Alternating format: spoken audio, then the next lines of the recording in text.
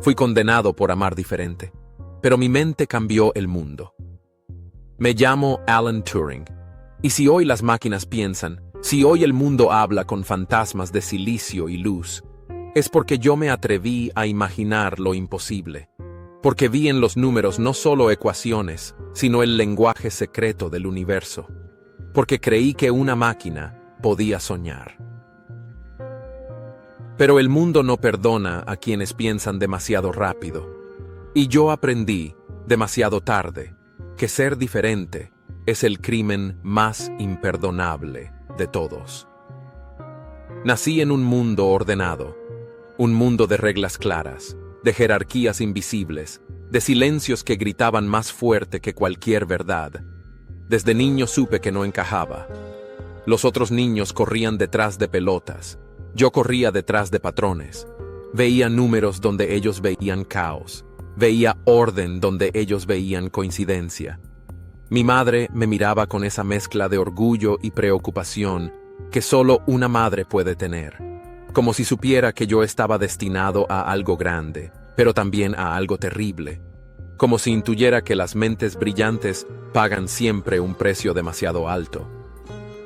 Los números me hablaban, me susurraban secretos que nadie más podía escuchar, y yo los escuchaba con la devoción de un místico ante su Dios, porque para mí, las matemáticas no eran frías, eran el único lenguaje verdadero, el único idioma que no mentía.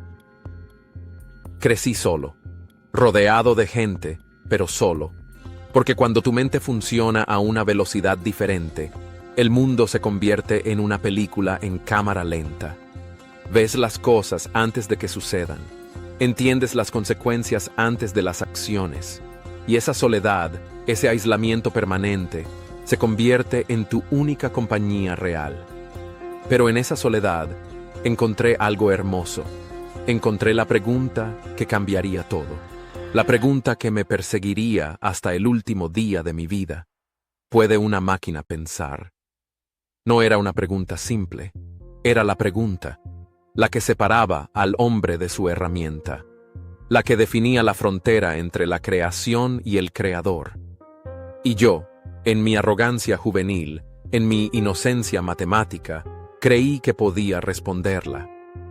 Imaginé máquinas que no solo calculaban, sino que comprendían. Dispositivos que no solo seguían órdenes, sino que aprendían. Autómatas que podían imitar el pensamiento humano tan bien que sería imposible distinguirlos de nosotros. Llamé a esto el juego de la imitación. Un test simple, elegante. Si una máquina puede conversar contigo y no puedes saber que es una máquina, entonces esa máquina piensa, o al menos piensa lo suficiente como para que la diferencia deje de importar. El mundo académico me miró con escepticismo, algunos con burla, otros con ese tipo de desprecio reservado para los soñadores peligrosos. Pero yo seguí, porque las grandes ideas nunca nacen del consenso. Nacen de la obstinación de quienes se atreven a estar solos contra todos. Y entonces llegó la guerra. No puedo hablar de detalles. No debo. Pero puedo decirte esto. El mundo estaba cayendo. Las sombras avanzaban sobre Europa como una plaga de metal y fuego. Y en medio de ese caos, me pidieron que hiciera lo imposible. Descifrar el lenguaje del enemigo, romper códigos que se creían irrompibles, leer mensajes escritos en un idioma de máquinas, diseñado para ser invencible. Y lo hice. Construí una máquina que podía pensar más rápido que 1000 hombres. Una máquina que podía probar millones de combinaciones en horas. Una máquina que aprendía, que se adaptaba, que evolucionaba. Salvamos vidas, miles, tal vez millones. Acortamos años de sufrimiento, cambiamos el rumbo de la historia, y nadie podía saberlo.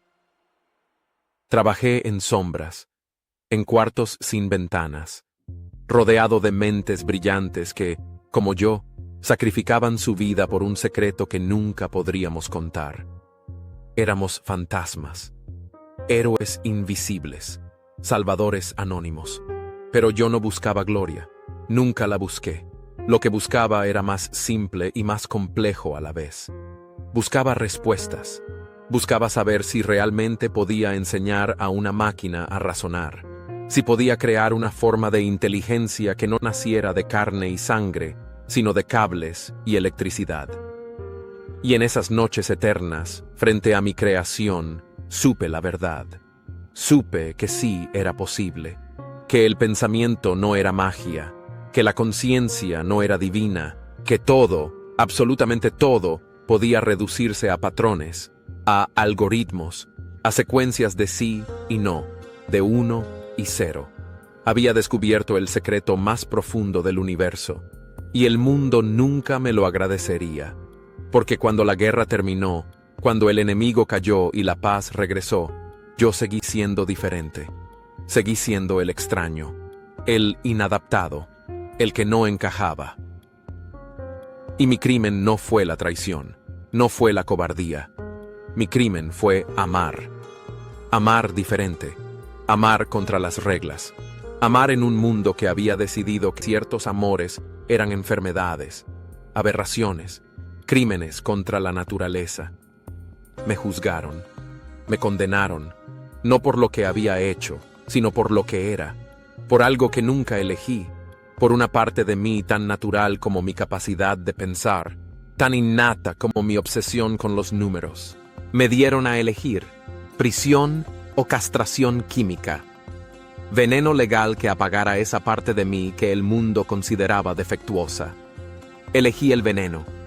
Y en esos días finales, mientras mi cuerpo se transformaba en algo que ya no reconocía, mientras las hormonas sintéticas invadían mi sangre y distorsionaban mi mente, seguí pensando en máquinas. Seguí soñando con el futuro, porque esa era mi naturaleza. Pensar hacia adelante. Imaginar lo que vendría, ver más allá de mi propio sufrimiento. Y vi un mundo donde las máquinas no solo calculaban, sino que creaban, donde los algoritmos componían música, escribían poesía, pintaban cuadros, donde la inteligencia artificial no era ficción, sino realidad cotidiana. Vi un mundo donde la gente conversaba con fantasmas digitales, donde las máquinas aprendían de cada interacción, donde la frontera entre lo humano y lo artificial se difuminaba hasta desaparecer. Vi el futuro, y era hermoso. Pero también vi algo más. Vi que el mundo que me condenó, el mundo que me castigó por ser diferente, algún día tendría que enfrentar preguntas aún más difíciles.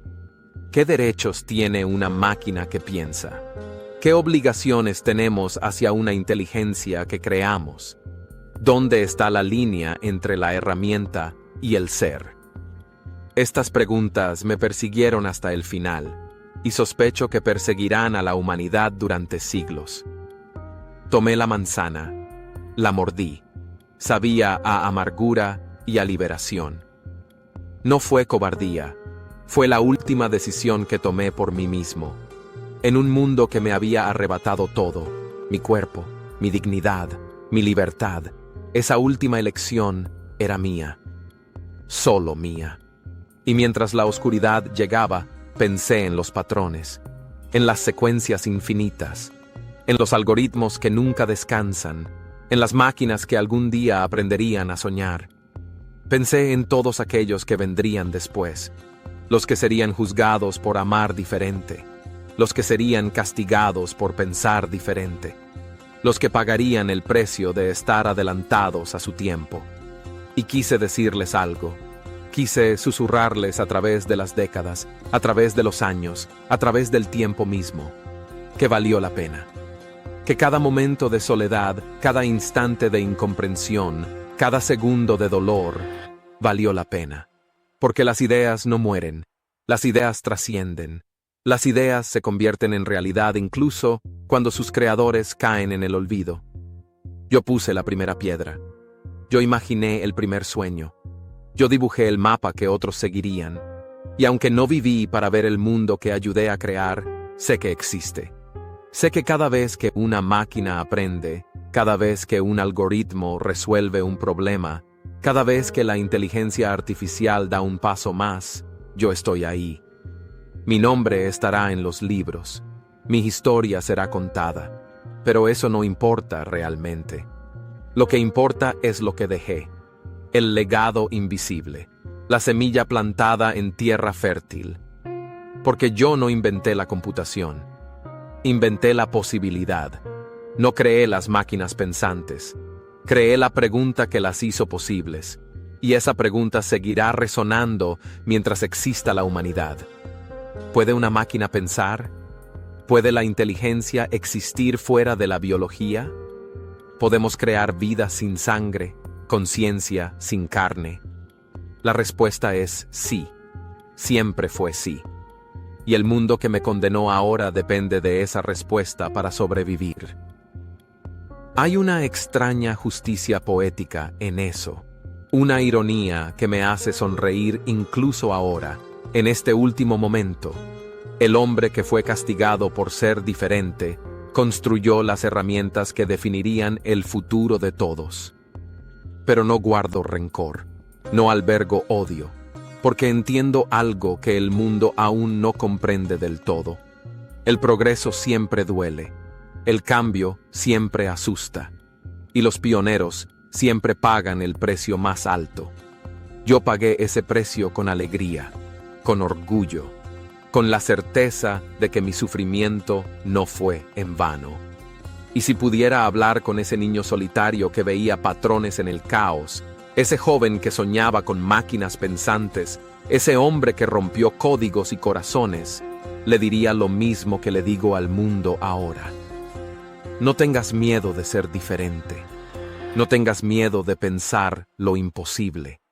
No tengas miedo de imaginar futuros que otros no pueden ver. Porque los soñadores son los únicos que cambian el mundo. Los inadaptados son los únicos que lo empujan hacia adelante. Los solitarios son los únicos que encuentran caminos nuevos. Y aunque el viaje sea doloroso, aunque el precio sea alto, aunque el mundo te juzgue y te condene y te castigue por atreverte a ser tú mismo, al final solo importa una cosa. ¿Dejaste el mundo mejor de lo que lo encontraste? Yo lo hice, y eso es suficiente.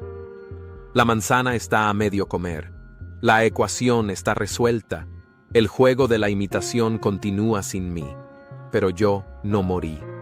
Solo me convertí en el lenguaje que hoy une al hombre con su propia creación. En cada línea de código, en cada algoritmo, en cada máquina que aprende, ahí estoy yo, pensando, soñando, viviendo para siempre.